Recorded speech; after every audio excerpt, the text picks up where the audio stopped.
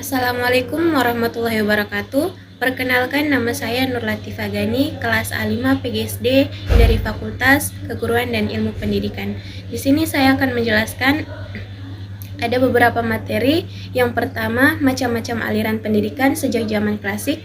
Yang kedua, aliran pokok pendidikan Indonesia.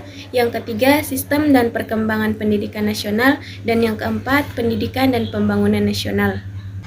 Aliran pendidikan. Aliran pendidikan adalah pemikiran-pemikiran yang membawa pembaharuan dalam dunia pendidikan.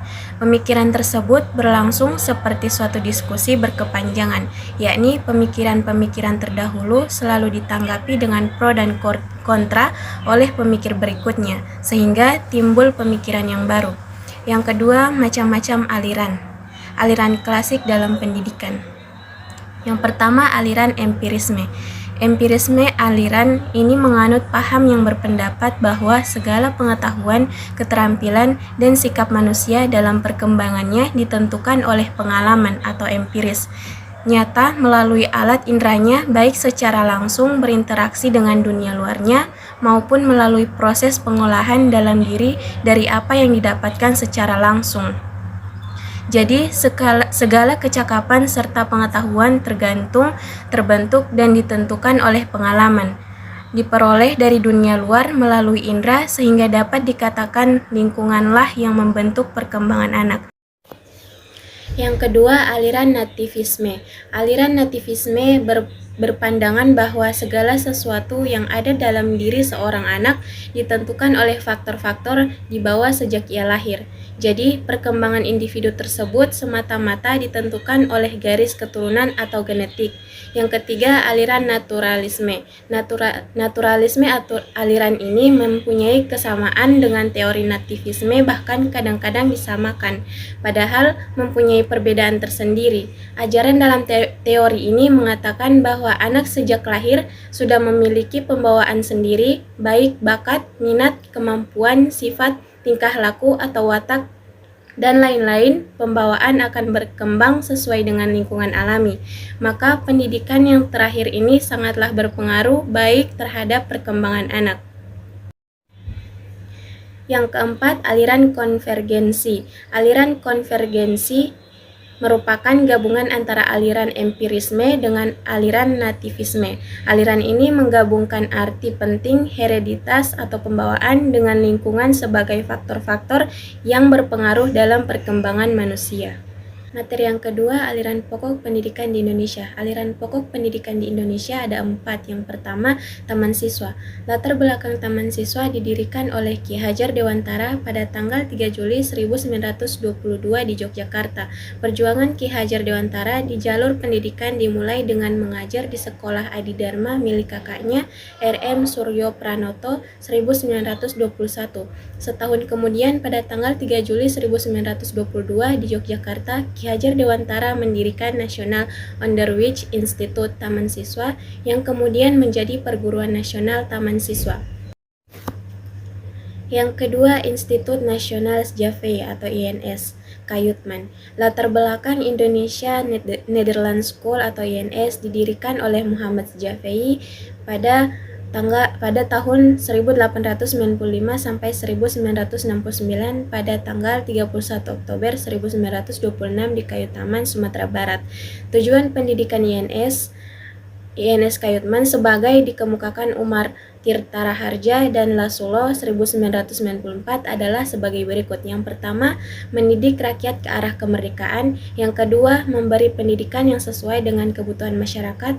Yang ketiga, mendidik para pemuda agar berguna untuk masyarakat. Yang keempat, menanamkan kepercayaan terhadap diri sendiri dan berani bertanggung jawab. Yang kelima, mengusahakan mandiri dalam pembiayaan.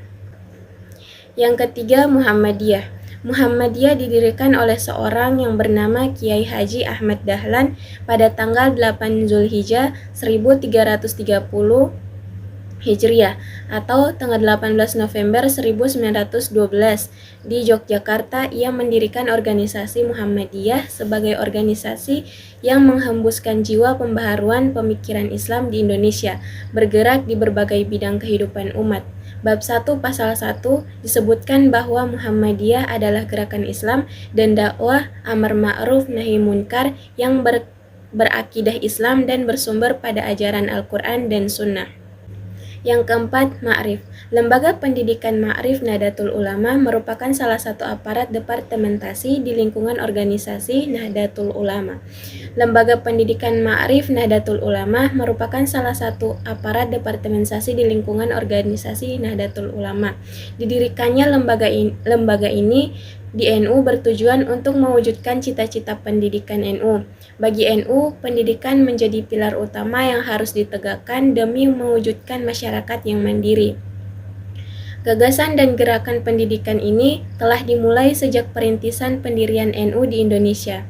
Dimulai dari gerakan ekonomi kerakyatan melalui Nahdlatul Tujar 1918, disusul dengan Taswirul Afkar 1922 sebagai gerakan keilmuan dan kebudayaan, hingga Nahdlatul Watan 1924 yang merupakan gerakan politik di bidang pendidikan. Maka ditemukanlah 3 pilar penting bagi Nahdlatul Ulama yang berdiri pada tanggal 31 Januari 1926 Masehi atau 16 Rajab 1334 Hijriah, yaitu yang pertama wawasan ekonomi kerakyatan, yang kedua wawasan keilmuan, sosial, budaya, dan yang ketiga wawasan kebangsaan. Materi yang ketiga yakni sistem dan perkembangan pendidikan nasional. Yang pertama, lembaga pendidikan. Lembaga pendidikan adalah suatu badan yang berusaha mengelola dan menyelenggarakan kegiatan-kegiatan sosial, kebudayaan, keagamaan, penelitian, keterampilan, dan keahlian, yaitu dalam hal pendidikan intelektual, spiritual, serta keahlian atau keterampilan sebagai tempat atau wadah di mana orang-orang berkumpul, bekerja sama secara rasional dan sistematis, terencana, terorganisasi, terpimpin, dan terkendali dalam memanfaatkan sumber daya, sarana prasarana, data, dan lain sebagainya yang digunakan secara efisien dan efektif untuk mencapai tujuan pendidikan. Yang kedua, bentuk-bentuk lembaga pendidikan. Yang pertama, lembaga pendidikan keluarga. Yang kedua, lembaga pendidikan sekolah. Yang ketiga, lembaga pendidikan masyarakat. Yang selanjutnya, fungsi pendidikan. Yang pertama, untuk memenuhi keperluan-keperluan di dalam proses pendidikan. Yang kedua, supaya individu menjadi anggota masyarakat yang berguna. Yang ketiga, sebagai suatu upaya sistematis untuk mengajarkan apa yang tidak bisa dipelajari secara mudah dalam lingkungan keluarga. Selanjutnya, landasan hukum pendidikan.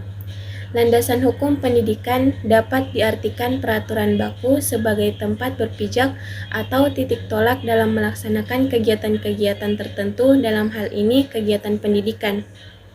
Tetapi tidak semua kegiatan pendidikan dilandasi oleh aturan-aturan baku. Cukup banyak kegiatan pendidikan yang dilandasi oleh aturan lain seperti aturan cara mengajar, cara membuat persiapan. Selanjutnya, pendidikan menurut Undang-Undang 1945. Undang-Undang Dasar 1945 adalah merupakan hukum tertinggi di Indonesia. Semua peraturan perundang-undangan yang lain harus tunduk atau tidak boleh bertentangan dengan Undang-Undang Dasar ini. Pasal-pasal yang bertalian dengan pendidikan dalam Undang-Undang Dasar 1945 hanya 2 pasal, yaitu Pasal 31 dan Pasal 32, yaitu satu menceritakan tentang pendidikan dan yang satu menceritakan tentang kebudayaan. Yang selanjutnya, sistem pendidikan nasional.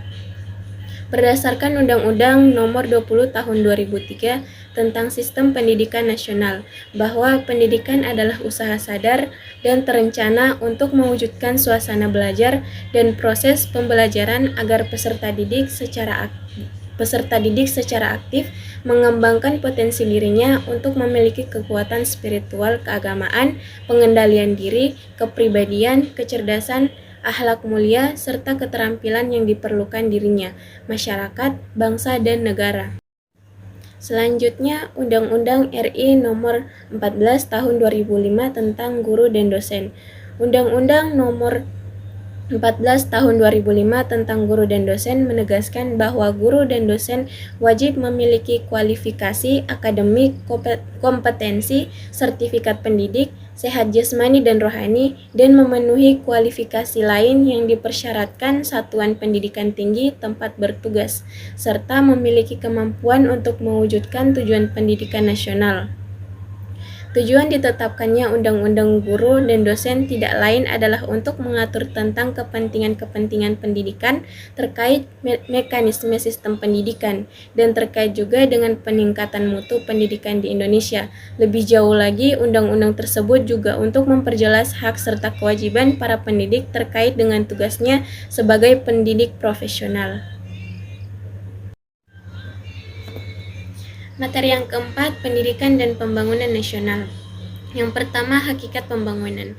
Hakikat pembangunan nasional adalah pembangunan manusia Indonesia seutuhnya dan pembangunan masyarakat Indonesia seluruhnya. Ini berarti dalam pelaksanaan pembangunan nasional diperlukan hal-hal sebagai berikut. Ada keselarasan, keserasian, keseimbangan, dan kebulatan yang utuh dalam seluruh kegiatan pembangunan. Yang kedua, peran pendidikan dalam pembangunan nasional. Pendidikan pada hakikatnya berlangsung seumur hidup.